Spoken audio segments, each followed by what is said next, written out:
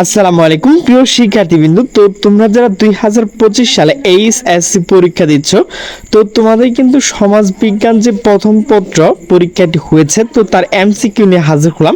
তো আমার কাছে কিন্তু সকল বোর্ডের এমসিকিউ এখানে রয়েছে, তো এখান থেকে কিন্তু তোমরা সকল প্রশ্নের উত্তর পেয়ে যাবে। তো আমার কাছে কিন্তু ক সেট রয়েছে, তো তোমরা কিন্তু ক খ গ ঘ সকল প্রশ্ন উত্তর এখান থেকে পেয়ে যাবে। তো আমি শুধু তোমাদের উত্তরটুকু বলে দিচ্ছি।